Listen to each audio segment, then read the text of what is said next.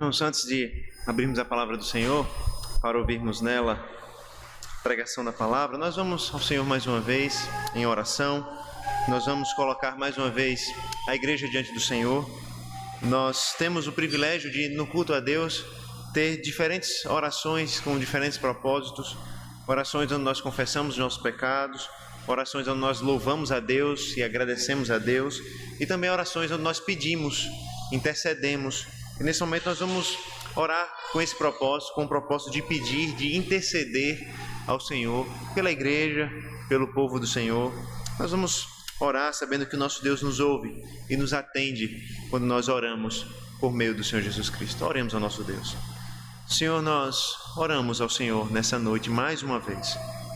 Depois de confessar os nossos pecados, de louvar ao Senhor, depois, ó Deus, de nos apresentarmos diante de Ti como o povo que se chama pelo Teu nome, nós agora oramos rogando ao Senhor por nossas vidas, rogando ao Senhor pela igreja. Senhor, a verdade é que nós vivemos num mundo com valores distorcidos, onde cada um busca o seu próprio direito, onde cada um busca a sua própria recompensa, cada um busca o seu próprio interesse.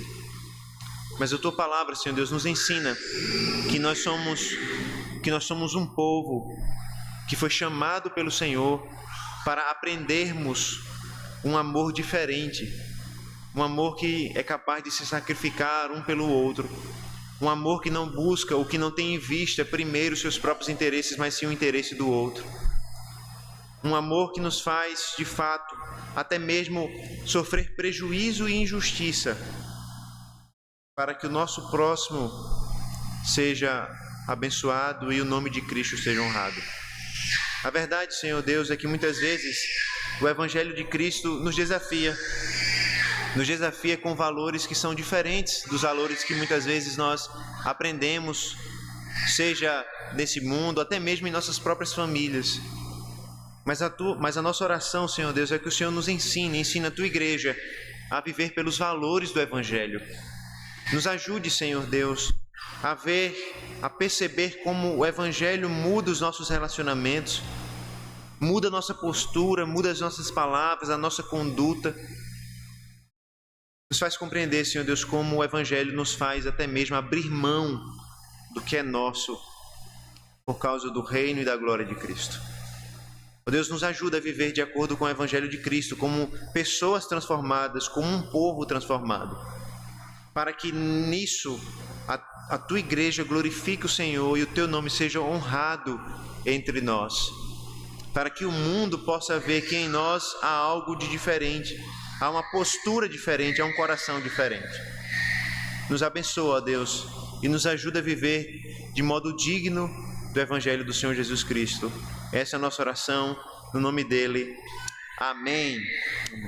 Irmãos, vamos abrir a palavra do Senhor mais uma vez. Desta vez na primeira carta de Paulo aos Coríntios. Primeira carta de Paulo aos Coríntios, capítulo 6.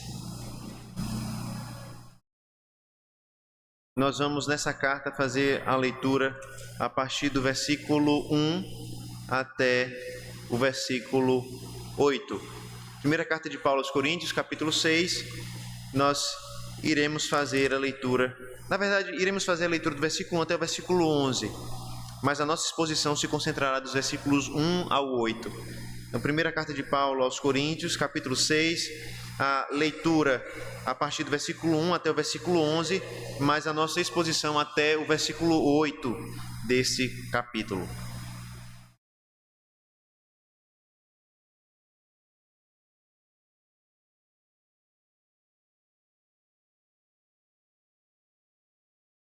Ouça com fé, com atenção, a palavra de Deus, ela nos diz assim, 1 Coríntios capítulo 6, versículo 1. Quando algum de vocês tem uma questão contra outro, como se atreve a submeter isso a juízo diante dos injustos e não diante dos santos? Ou vocês não sabem que os santos hão de julgar o mundo? Ora, se o mundo deverá ser julgado por vocês, será que vocês não são competentes para julgar as coisas mínimas? Por acaso vocês não sabem que havemos de julgar os próprios anjos, quanto mais as coisas desta vida? Portanto, quando precisam julgar negócios terrenos, por que vocês constituem como juízes aqueles que não têm nenhuma aceitação na igreja? Digo isso para a vergonha de vocês. Será que não existe nem ao menos um sábio entre vocês que possa julgar entre seus irmãos? Mas um irmão vai a juízo contra o outro irmão, e isto diante de não crentes. O simples fato de moverem ações uns contra os outros já é completa derrota para vocês. Por que não preferem sofrer a injustiça? Por que não preferem ficar com prejuízo? Mas vocês mesmos cometem injustiça e causam prejuízo, e isto aos próprios irmãos. Ou vocês não sabem que os injustos não herdarão o reino de Deus? Não se enganem, nem os imorais, nem idólatras, nem adúlteros, nem afeminados, nem homossexuais, nem ladrões, nem avarentos, nem bêbados, nem maldizentes, nem roubadores herdarão o reino de Deus. Alguns de vocês eram assim, mas vocês foram lavados, santificados, justificados no nome do Senhor Jesus Cristo e no Espírito do nosso Deus. Amém. Amém. Vamos, irmãos, mais uma vez ao Senhor, desta vez orando pela capacitação para compreendermos esse trecho tão rico da palavra do nosso Deus. Oremos ao Senhor. Senhor, nós lemos a Tua palavra, Pai, e te pedimos, Senhor, fala ao nosso coração, que a Tua palavra possa nos ajudar a compreender como nós podemos viver de modo digno de Cristo Jesus. Essa é a nossa oração no nome dEle. Amém. Amém. Irmãos, existe um dado que mostra como a sociedade brasileira, ela gosta dos processos, ela gosta de entrar na justiça, ela gosta de lutar pelos seus próprios direitos. Cerca de 98% dos processos contra empresas aéreas no mundo inteiro vêm do Brasil. Ou seja, o Brasil tem 98% dos processos contra empresas aéreas e o restante do mundo tem cerca de 2% do restante dos processos contra empresas aéreas. Isso é um número, isso é um aspecto de todo o contexto jurídico do nosso país, para nós entendermos como o nosso país é apegado às leis e à busca dos seus próprios direitos. Eu não sei se esse dado ainda continua verdadeiro, eu preciso verificar, mas alguns anos atrás eu vi que o Brasil era o país com mais cursos de direito no mundo, e é o país que mais forma bacharéis em direito no mundo, pelo menos há alguns anos atrás. E isso mostra como o nosso país está intimamente arraigado nas questões jurídicas, na luta pelo próprio direito e assim por diante. O que nós vamos ver aqui, irmãos, é Paulo falando sobre direito, falando sobre justiça, dentro também de uma sociedade que valorizava muito o direito e a justiça. A sociedade de Corinto, a sociedade greco-romana, eles valorizavam muito os tribunais, os juízes, os advogados. Era muito comum que pessoas entrassem com processos, lutassem um contra os outros na justiça, assim como nós vemos em nosso país. Mas a grande questão, irmãos, que Paulo vai lidar aqui não é necessariamente com o mundo jurídico externo à igreja. Mas o que Paulo vai tratar aqui é quando os valores do mundo entram dentro da igreja. Paulo vai tratar de quando os valores do mundo, esse valor que busca o seu próprio direito, o valor que busca os tribunais, os termos jurídicos, quando isso entra na igreja, quando esses valores entram na igreja. E o apóstolo Paulo, então, vai começar a nos ensinar que há um grande perigo da igreja se transformar ou se moldar ao mundo. Como nós temos visto, irmãos, melhor, a igreja de Corinto estava infectada com o modo de pensar pecaminoso do mundo à sua volta. E isso em diversos temas diferentes. Nos primeiros 4 capítulos desse livro, dessa carta, nós vimos como esse pensamento mundano se manifestava nas divisões. Partidos foram formados na igreja. Um grupo seguia um pastor, outro grupo seguia outro pastor. Depois nós vimos, a partir do capítulo 5, que essa igreja também estava imitando o mundo na sua imoralidade. Quando até mesmo um homem, um dos seus membros, tinha um caso com a esposa do seu pai, e isso era tolerado no meio da igreja. Por isso, então, o apóstolo Paulo exortou a igreja a exercer disciplina, para purificar a igreja, para também fazer bem à vida daquele homem. Agora, no capítulo 6, um outro problema vai ser mencionado. E nessa carta, irmãos, Paulo fica dessa forma, correndo de um lado para o outro, tratando de um problema e de outro, buscando cumprir a sua tarefa como pastor, exortando a igreja, aconselhando a igreja, uma igreja que era extremamente difícil. E qual é o novo problema da igreja, então? Qual é o grande problema do capítulo 6 de 1 Coríntios? Paulo fica sabendo que naquela igreja havia pelo menos um irmão, mas na verdade eu creio que eram mais de um irmão, que havia colocado o outro na justiça para ser julgado pelos juízes da cidade. E Paulo então vai mostrar como essa atitude era uma clara evidência da influência dessa cultura tão apegada aos tribunais no meio da igreja. E Paulo vai mostrar que ao invés de tratarem suas próprias questões, ao invés de tratarem seus próprios problemas com maturidade, os irmãos da igreja de Corinto levavam suas causas para serem resolvidas nos tribunais conduzidos por descrentes. E Paulo vai dizer: isso é vergonhoso. Isso é um verdadeiro mau testemunho da igreja. Esse tipo de ação, irmãos, entre membros da igreja, tinha a capacidade de gerar diversos problemas. Primeiro, isso gerava inimizades, porque um irmão colocava o outro na justiça. Isso fazia com que cada vez mais os grupos se dividissem. Isso enfraquecia qualquer pretensão da igreja ser um povo diferente, porque a igreja se tornava mais parecida com o mundo do que qualquer outra coisa. E em terceiro, isso também minava o testemunho da igreja. As pessoas de fora viam a igreja e não viam nada de absolutamente diferente nisso. Além disso, irmãos, os processos eram empecilhos para que esses irmãos herdassem o reino de Deus, porque quando esses irmãos eram injustos com seus próprios irmãos, eles estavam se fazendo culpados de um pecado inaceitável diante de Deus. É diante, irmãos, dessa grave e constrangedora situação que Paulo escreve para exortar a igreja a não se moldar ao mundo nessas circunstâncias. E por causa disso, nós aprenderemos nessa noite que por causa da salvação que foi operada por Cristo, a igreja deve julgar as suas causas com justiça. Por causa da salvação que nos foi dada por Jesus Cristo, a igreja, cada um de nós, devemos ser maduros para tratar as nossas causas com justiça. Em resumo, irmãos, o que Paulo está nos dizendo aqui é muito fácil. O que ele está nos dizendo em uma frase é: não processe o seu irmão. Mas como ainda falta apenas 5 minutos para as 8 horas e nós temos um bom tempo ainda, então eu vou querer falar mais do que isso. Em resumo, se você sair com isso na mente, eu já estou satisfeito. Não processe o seu irmão. Mas como ainda tem meia hora, então a gente vai ter mais um tempo para tratar de outras questões aqui. Tá certo? Então, vamos voltar para o texto bíblico, onde o apóstolo Paulo levanta o assunto do processo entre irmãos. E aqui, no início do capítulo, irmãos, ele mostra algo de vergonhoso que havia acontecido e, através de perguntas, ele faz essa igreja refletir sobre o que estava acontecendo. Veja o que Paulo vai fazer a partir do versículo 1. Quando algum de vocês tem uma questão contra o outro, como se atreve a submeter isso a juízo diante dos injustos e não diante dos santos? Ou vocês não sabem que os santos hão de julgar o mundo? Ora, se o mundo deverá ser julgado por vocês, será que vocês não são competentes para julgar as coisas mínimas? Por acaso vocês não sabem que havemos de julgar os próprios anjos? Quanto mais as coisas desta vida.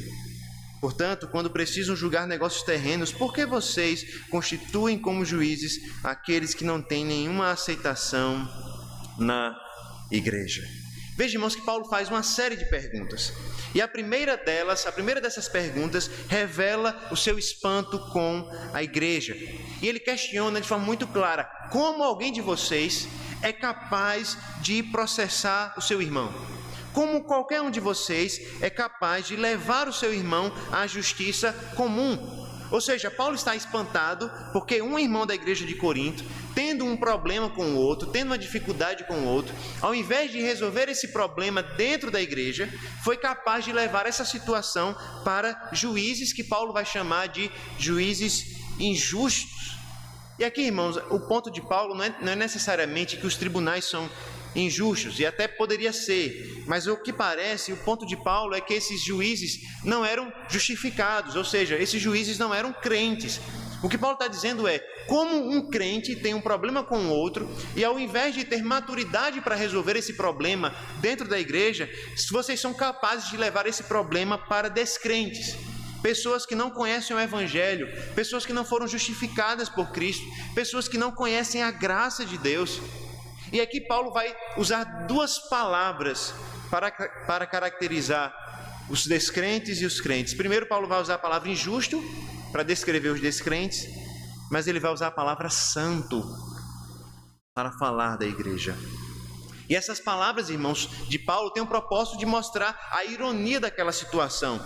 Porque Paulo está dizendo, os injustos estão julgando os santos, enquanto os santos que deveriam julgar os injustos se comportam como injustos. E Paulo está dizendo, vocês não estão vendo que isso é vergonhoso para vocês? Vocês são santos e estão se comportando como injustos. E aqueles que são descrentes, que não foram justificados, que não foram salvos, estão julgando vocês. E quando nós nos voltamos para o início da carta, lá para o capítulo 1 de 1 Coríntios, nós nos lembramos que Paulo tem batido nessa tecla, de que a igreja é santa. E ele tem dito isso, olha, vocês foram santificados em Cristo Jesus e vocês foram chamados para ser santo. Ou seja, Paulo está dizendo, irmãos, vocês são santos em Cristo Jesus. E vocês são santos em Cristo Jesus porque vocês creram em Cristo Jesus e Cristo Jesus operou em vocês, salvou vocês, purificou vocês, perdoou o pecado de vocês e por isso vocês já são santos. Mas ainda no início da carta, Paulo disse, vocês são santos e vocês foram chamados para viver em santidade. O que Paulo está dizendo é, irmãos, vocês foram comprados pelo sangue de Cristo, vocês tiveram seus pecados perdoados, vocês foram santificados, vocês foram salvos, vocês devem viver de acordo com a salvação, vocês devem viver de acordo com aquilo que vocês receberam. Em outras palavras, Paulo está dizendo, vocês são santos, mas vocês se comportam como injustos. Vocês são santos, mas quem julga vocês são justamente os injustos. O problema, irmãos, como nós temos visto, é que a igreja de Corinto deveria viver em santidade, mas na verdade essa igreja estava dando mau testemunho, porque ao invés de resolver seus problemas com maturidade, ele estava levando suas causas para juízes ímpios. Uma completa inversão estava acontecendo aqui. Juízes injustos estavam julgando os santos. E Paulo então começa a desconstruir essa lógica invertida, mostrando que a igreja ocupa um papel central no próprio reino de Jesus Cristo. Observe então que Paulo, no versículo 2, ele questiona se a igreja não sabia que eles irão julgar o mundo, ou que nós, a igreja, iremos julgar o mundo. E aqui Paulo, irmãos, está começando a colocar as coisas no seu devido lugar. Os irmãos de Corinto inverteram a situação. Colocaram o injusto julgando o santo.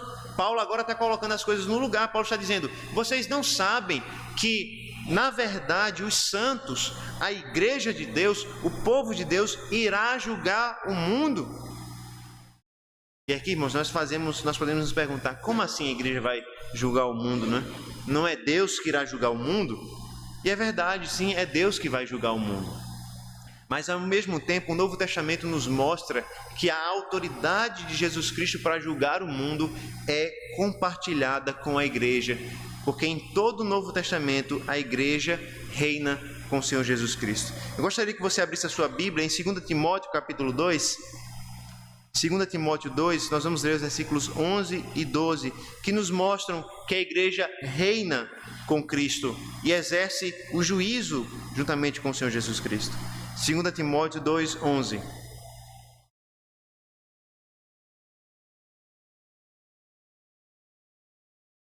Assim diz a palavra de Deus. Fiel é esta palavra. Se já morremos com ele, também viveremos com ele. Se perseveramos, também com ele reinaremos. Se o negamos, ele por sua vez nos negará. A promessa de Deus, irmãos, é que a igreja reinará com o próprio Senhor Jesus Cristo. Jesus Cristo recebe a autoridade para julgar o mundo, para reinar sobre o mundo. E a igreja, então, como diz o próprio livro de Apocalipse, reinará com Cristo e julgará com Cristo. Agora, abra sua Bíblia em Apocalipse 2. Abra sua Bíblia mais uma vez em Apocalipse capítulo 2. Nós vamos ler o versículo 26 até o versículo 28. onde nós veremos que Deus, o próprio Senhor Jesus Cristo, promete o reino aos que perseverarem até o fim. Apocalipse 2:26 diz assim: ao vencedor que guardar até o fim as minhas obras, eu lhe darei autoridade sobre as nações. E com cetro de ferro as governará e as reduzirá a pedaços, como se fossem objetos de barro, assim como também eu recebi a autoridade de meu Pai. E eu lhe darei ainda a estrela da manhã. Em outras palavras, irmãos, o próprio Senhor Jesus Cristo está dizendo que assim como ele recebeu a autoridade para reinar e julgar, a igreja vai receber essa autoridade. E nós, irmãos, estaremos junto com Cristo quando ele julgar o mundo. Nós estaremos juntamente com Cristo quando ele exercer o seu juízo sobre o mundo, porque nós estamos juntos com aquele que reina e vive eternamente.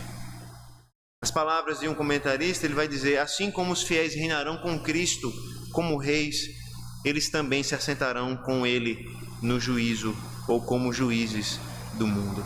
Em outras palavras, a igreja vai receber autoridade para julgar o mundo. E é por isso que Paulo está dizendo: irmãos, vocês não sabem que nós reinamos com Cristo?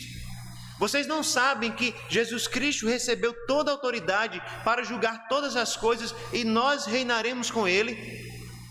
E se nós reinaremos com ele, nós julgaremos também o mundo. E uma vez que nós vamos julgar o mundo, como vocês colocam o próprio irmão para ser julgado por homens descrentes, homens muitas vezes perversos e injustos? Paulo, então, diante desse futuro da igreja, questiona o que a igreja está fazendo hoje. O que Paulo está dizendo: irmãos, vocês deveriam lembrar o papel de vocês no futuro para viver uma vida diferente hoje. Vocês vão reinar com Cristo, vocês vão julgar com Cristo, e vocês hoje vivem de forma completamente diferente. Isso significa, irmãos, que nós devemos julgar as questões entre os irmãos. E aqui, irmãos, nós vamos depois ver melhor isso. É óbvio que existem algumas questões que ultrapassam a esfera de ação da igreja. Por exemplo, quando se acontece um caso de homicídio, por exemplo, na igreja, a igreja não pode resolver essa questão sozinha. É lógico que isso ultrapassa, né? Vamos imaginar que existam pais na igreja que, infelizmente, por causa do pecado e assim por diante, acabam se separando, e então eles vão brigar pela guarda do filho, e às vezes isso vai para a justiça. E é lógico que às vezes essas questões precisam ir, porque quando há uma separação é porque normalmente um pecou, né? Ou seja, um deixou de agir como crente, um deixou de agir como servo de Deus, e por isso a parte inocente vai precisar lutar na justiça pela guarda do seu filho. Isso não é um pecado, afinal de contas, ela não está lutando com alguém que aparenta ser irmão. Na verdade, ela está lutando com alguém que não está dando testemunho de ser um irmão. Então existem situações onde obviamente vão passar a competência da igreja. Mas o que Paulo está falando aqui são de questões mínimas. Paulo vai falar sobre isso, né? Paulo está falando de questões mínimas. Ele diz: vocês não são capazes de julgar as questões mínimas. Em outras palavras, o que Paulo está nos dizendo, irmãos, é que nós, como crentes e como igreja, precisamos ser maduros o suficiente para resolver os nossos próprios problemas e não levar isso para outras esferas. E aí Paulo questiona: será que vocês não são competentes para julgar as coisas mínimas? E a verdade, irmãos, é que muitas vezes nós lidamos com igrejas, com crentes que não são maduros para lidar com seus próprios problemas. Não são maduros para lidar com conflitos, não são maduros para lidar com oposição. E muitas vezes essas pessoas querem resolver a situação não para gerar a pacificação, mas para ganhar uma guerra, para ganhar uma luta. E Paulo vai nos mostrar, irmãos, que essa não é a forma que o crente resolve seus problemas. O crente não resolve seus problemas colocando o seu próprio irmão na justiça. Ele resolve buscando a honra e a glória de Cristo em primeiro lugar. Veja que no versículo 3, Paulo olha novamente para o futuro. Agora, para nos dizer que a igreja não só irá julgar o mundo, mas a igreja irá julgar também anjos aqui. E aqui, irmão, seu propósito mais uma vez é lembrar a igreja a respeito do futuro e mostrar como esse futuro deveria ser, de fato, o padrão para a vida deles hoje. E aqui, irmãos, nós não sabemos exatamente se Paulo está falando dos anjos bons, dos anjos caídos ou de ambos, mas o que importa aqui é o que Paulo está nos dizendo. A igreja vai receber domínio para julgar com Cristo até mesmo os anjos. Ou seja, o fato de nós nos assentarmos para reinar com Cristo garante a nós uma posição mais elevada do que os anjos. Isso é fantástico, porque quando nós lemos, por exemplo, no Salmo de número 8, o salmista nos diz que o homem foi criado menor do que os anjos. Mas o que Paulo está nos ensinando aqui é que em Cristo Jesus, quando nós reinamos com Cristo, nós ganhamos uma posição superior à posição dos anjos. De maneira que nós julgaremos até mesmo os anjos, exerceremos domínio sobre os anjos. O mais importante então é o propósito de Paulo ao aplicar essas coisas aqui. Paulo está dizendo, irmãos, vocês vão julgar anjos, vocês vão dominar sobre anjos, vocês vão reinar sobre anjos. Mas isso não é para que vocês fiquem envaidecidos e se orgulhem, mas é para que vocês aprendam a resolver seus próprios problemas hoje. Se vocês não são maduros para resolver seus próprios problemas hoje, como vocês vão reinar sobre anjos? Como vocês vão julgar a anjos? Esse futuro prometido, irmãos, deve nos levar a um presente transformado. Se nós julgaremos o mundo e até os anjos, como nós podemos entregar nas mãos dos juízes as coisas, as questões mínimas desse mundo? Como nós podemos não ter sabedoria o suficiente para tratar as questões entre nós? Em outras palavras, por que nós entregamos a não crentes o direito de julgar os crentes? A igreja de Corinto, irmãos, assim como cada um de nós, deveria aprender a respeito da responsabilidade da igreja de julgar as suas próprias questões. E observe, irmãos, que Paulo faz questão de dizer aqui que os tribunais e os juízes que eles tanto valorizavam não tinham lugar na igreja. Pelo contrário, aqueles irmãos valorizavam muito a justiça, valorizavam muito os juízes, os advogados, os tribunais de Corinto. E Paulo está dizendo, olha, os tribunais que vocês tanto valorizam, a justiça que vocês tanto valorizam, os juízes que vocês tanto valorizam, eles não têm lugar aqui na igreja. Eles não exercem poder aqui na igreja. E muitas vezes, irmãos, nós nos esquecemos desse princípio. Nós nos esquecemos que a igreja, ela tem um domínio de ação que não compete ao Estado, que não compete aos tribunais, que não compete aos governos. Na igreja reina a justiça de Cristo por meio de nós, e não por meio dos tribunais dos homens e por meio dos tribunais do mundo. E quando nós não compreendemos isso muito bem, acontece o que aconteceu aqui, uma inversão de valores, injustos julgando pessoas justificadas, injustos julgando a santos. E Paulo vai dizer que tudo isso, no versículo 7, era um sinal de fracasso da igreja. Ou seja, aqueles irmãos lutavam tanto por uma vitória no tribunal e se esqueciam que a vitória no tribunal era um sinônimo da derrota deles.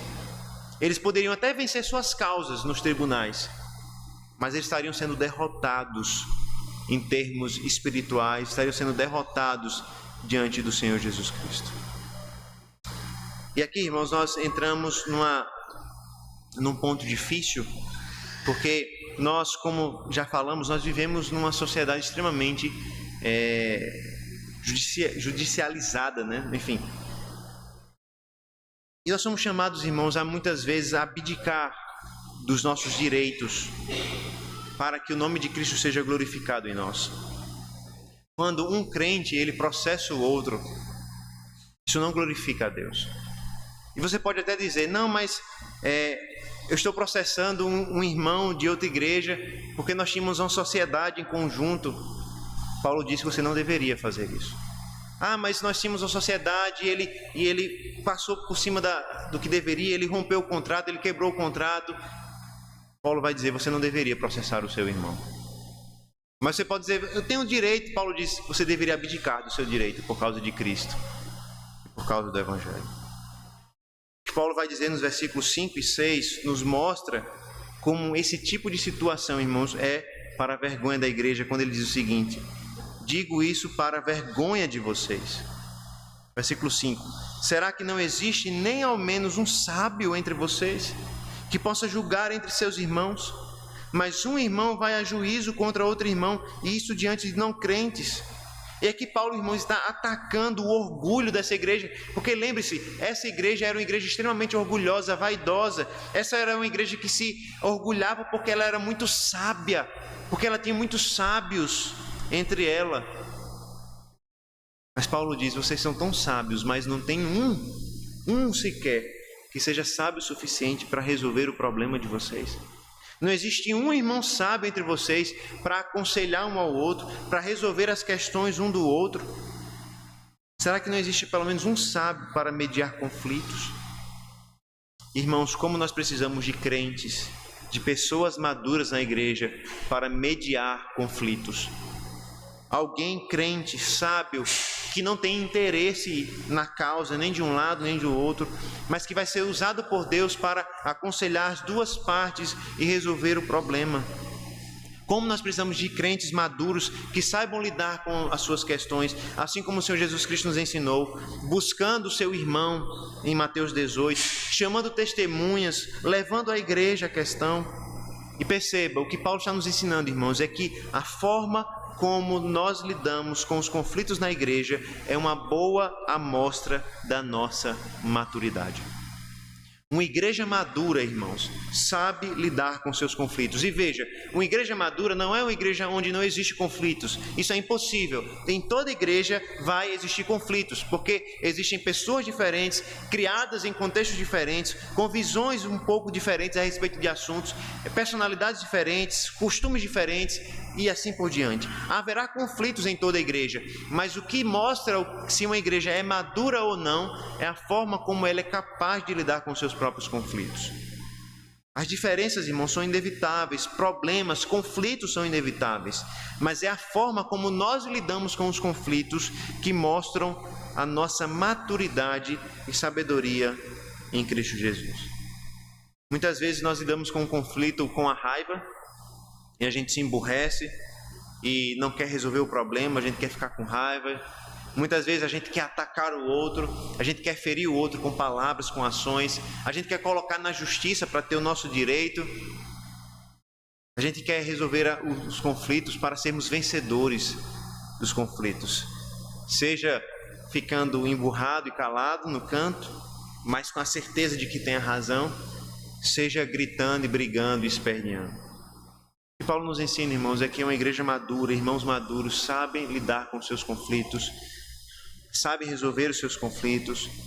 Uma igreja madura é composta por crentes que entendem o seu papel na resolução do conflito, seja para pedir perdão, seja para perdoar, seja até para ajudar como mediador em um conflito de outras pessoas. Uma igreja, irmãos, não deve se alegrar quando dois irmãos brigam, quando dois irmãos têm questões, mas a igreja deve utilizar todos os esforços necessários para que esses irmãos se resolvam, para que esses irmãos se entendam, para que isso não seja levado para fora da igreja. A igreja tem a responsabilidade de julgar suas próprias questões. E o que nós vamos ver então nos versículos 7 e 8 é que a igreja também deve estar disposta, nós devemos estar dispostos a sofrer dano, prejuízo, por amor a Cristo. Veja o que os versículos 7 e 8 vão nos dizer.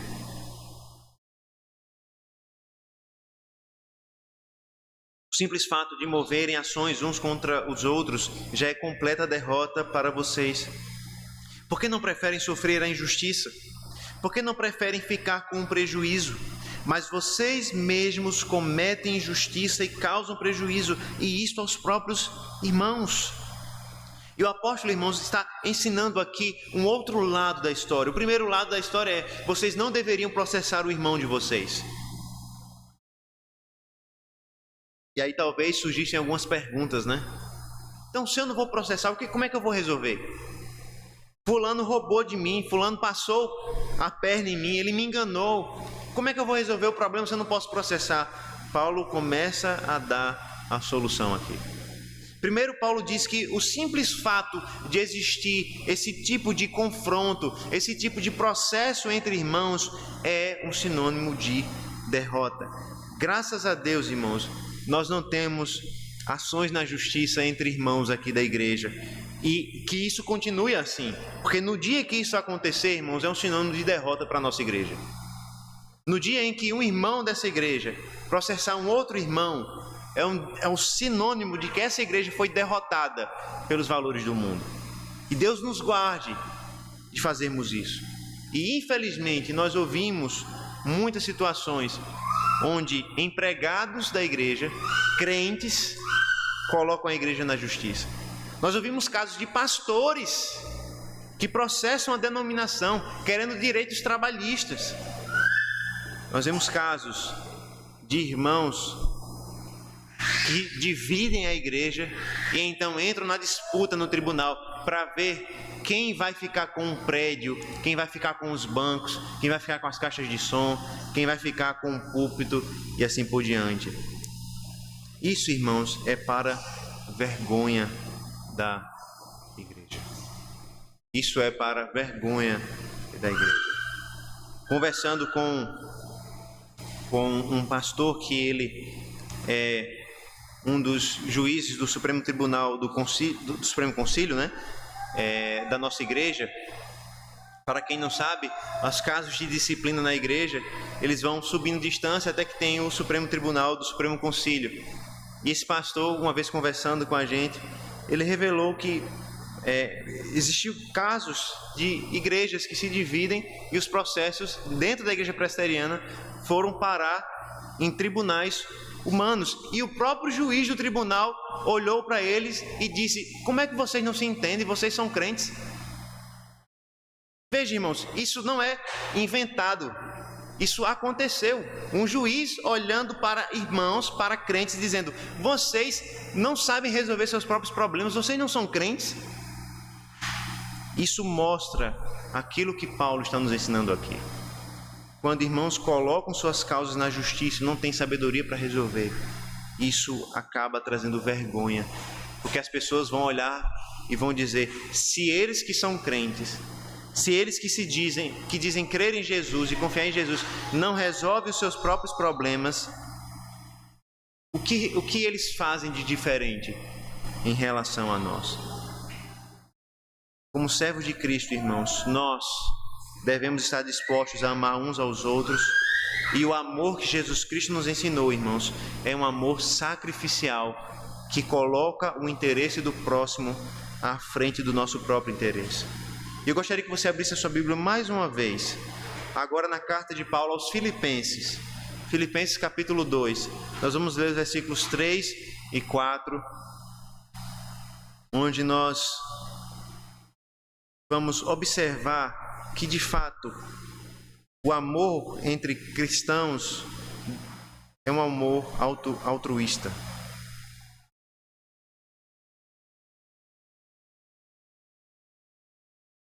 Filipenses 2, versículos 3 e 4. Diz assim a palavra de Deus: não façam nada por interesse pessoal ou vaidade, mas por humildade, cada um considerando os outros superiores a si mesmo, não tendo em vista somente os seus próprios interesses, mas também os dos outros. Esses versículos, irmãos, nos mostram que nós, como igreja do Senhor Jesus, somos chamados a agir não só tendo em vista as nossas ambições pessoais. Pelo contrário, o apóstolo nos ensina a agir, a trabalhar, a pensar no mundo e nas coisas do mundo a partir do interesse dos nossos irmãos. Deve habitar, irmãos, em nosso coração uma preocupação com o bem dos nossos irmãos e não só com os nossos bens. E nesse sentido, nós devemos ter o interesse desses irmãos em vista e não somente os nossos. Ou seja, irmãos, a vida cristã não é uma vida egoísta. Não é uma vida onde nós lutamos pelos nossos direitos e passamos por quem quiser que seja para conquistar o que é nosso. Na vida cristã, nós somos chamados a abrir mão do que é nosso. Na vida cristã, nós somos chamados a abrir mão dos nossos direitos por causa do bem do outro e por causa da glória, da honra do Senhor Jesus Cristo. Quando a igreja de Corinto colocava um irmão na justiça, eles mostravam que os interesses pessoais deles estavam em primeiro lugar. A vantagem era mais importante, o lucro era mais importante do que o bem da igreja e a honra de Cristo. E muitas vezes, irmãos, nós corremos o risco de nos importar mais com a nossa causa pessoal do que com o interesse do próximo. E muitas vezes nós podemos lutar pelas nossas causas e não pelo interesse da igreja. E como nos diz Moisés Silva, o verdadeiro obstáculo para a unidade da igreja não é a presença de diferentes opiniões, mas é o egocentrismo. Em outras palavras, o problema na igreja não é ter divisão, não é ter diferenças de opinião. O problema na igreja é quando nós temos irmãos que buscam o seu próprio benefício e não o benefício do outro. Isso causa divisões, isso causa problemas, isso causa destruição. E é por causa disso que Paulo pergunta então: por que vocês não preferem sofrer a injustiça? Por que vocês não preferem ficar com o prejuízo? Irmãos, muitas vezes a solução para uma questão, muitas vezes a resolução para um conflito é abdicarmos daquilo que seria nosso por direito. Muitas vezes nós sofremos prejuízos financeiros, muitas vezes nós sofremos prejuízos em outras áreas, e o chamado de Deus para nós não é lutar pelo que é nosso, mas é entregar ao Senhor e sofrer o dano, sofrer o prejuízo por causa de Cristo e da sua glória. Quando há conflito entre irmãos, deve haver no coração desses irmãos o desejo de preferir a honra de Cristo e o bem do próximo antes do seu próprio direito. Mas se esse não é o espírito, irmãos, entre nós, certamente vai existir injustiça, brigas, conflitos, porque nós vamos fazer mal uns aos outros. Cada um vai buscar o seu próprio interesse. Cada um vai buscar aquilo que lhe faz bem, aquilo que lhe interessa, aquilo que lhe traz lucro. E vai ficar impossível viver como igreja. E o mundo então vai olhar para nós e vai enxergar em nós algo não diferente do mundo. E o que nós somos chamados, irmãos, como igreja, a fazer é dar um testemunho completamente diferente do que nós encontramos no mundo.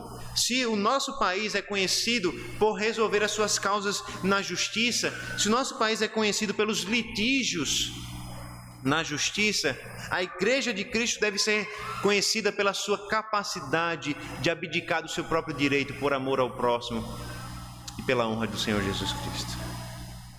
Isso, irmãos, não é fácil, mas esse é o chamado do Evangelho. Vivermos de forma diferente, vivermos de forma transformada. A verdade, irmãos, é que muitas vezes nós somos chamados a sofrer o dano, a sofrer a injustiça. Assim como o Senhor Jesus Cristo nos ensinou, nós somos chamados muitas vezes a sofrer um tapa em um lado do rosto e não revidarmos, entregarmos a vingança ao Senhor. Quando nós somos injustiçados pelos nossos irmãos, nós devemos entregar o julgamento a Deus, mas não expor as nossas causas a descrentes.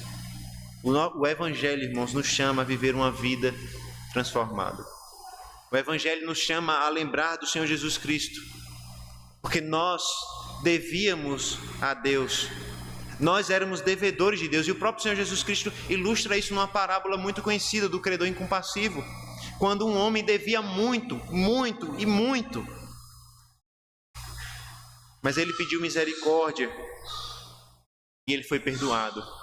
Mas logo em seguida, mesmo tendo sido perdoado, ele encontrou um outro que devia a ele, mas que devia muito pouco. E mesmo assim, ele brigou e fez questão de humilhar o outro, para que a dívida fosse paga. E Jesus Cristo então nos mostra que o fim daquele homem foi a destruição. Porque, irmãos, é isso que nós temos que lidar com o Evangelho, no Evangelho. Nós recebemos graça, perdão e salvação, e nós somos chamados por Deus a demonstrar essa graça, esse perdão e essa salvação. Como nós podemos cobrar na justiça aos nossos irmãos por causa de falhas que cometeram contra nós, por causa de pecados que cometeram contra nós, se nós fomos infinitamente mais perdoados pelo Senhor Jesus Cristo? como nós podemos submeter os nossos irmãos e o nome de Cristo a ser julgado por descrentes se nós fomos infinitamente perdoados pelo Senhor Jesus Cristo. É por isso que a palavra de Deus nos ensina: se você empresta um dinheiro a seu irmão, não empreste esperando receber esse dinheiro. Se você receber esse dinheiro, bem, ótimo.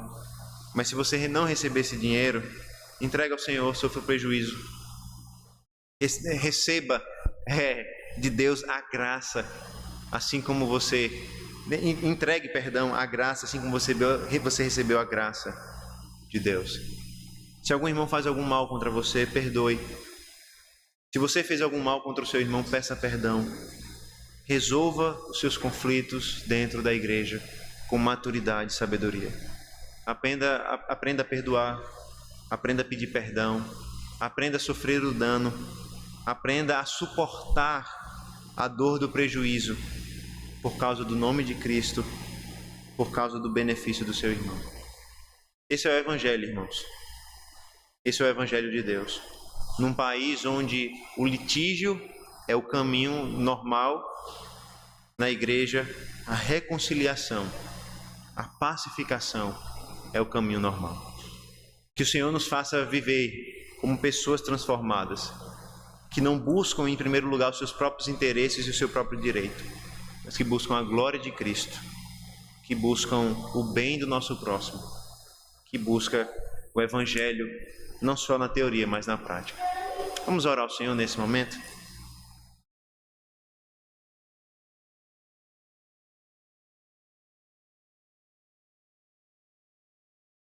Senhor, nós oramos a Ti nesse momento, reconhecendo, Pai, que nós vivemos num contexto difícil, onde o mundo resolve seus problemas através da justiça comum, cada um lutando pelo seu próprio direito, cada um guerreando pelo seu próprio lado. Mas o Senhor nos ensinou, Pai, nessa noite, que na igreja essa norma não deve prevalecer. Na igreja nós somos chamados a resolver os nossos conflitos com maturidade, perdoando, pedindo perdão, buscando a reconciliação, sofrendo, se necessário for, o prejuízo. Senhor, quando nós lidarmos com os nossos irmãos, nos ajuda a lembrar do quanto nós fomos perdoados. Nos dá coração humilde, Senhor Deus, para nos relacionarmos, nos dá maturidade para resolvermos nossas questões e que o mundo possa olhar para a nossa igreja e ver um procedimento diferente. Que o mundo possa olhar para a nossa igreja e ver atitudes diferentes, pessoas diferentes. Possa ver uma igreja onde as pessoas estão dispostas a sacrificar seus próprios direitos pelo bem do próximo e para a glória de Cristo. Essa é a nossa oração, Senhor. Nos ajuda a viver de modo digno do Evangelho, como pessoas transformadas por Cristo. No nome dele nós oramos. Amém.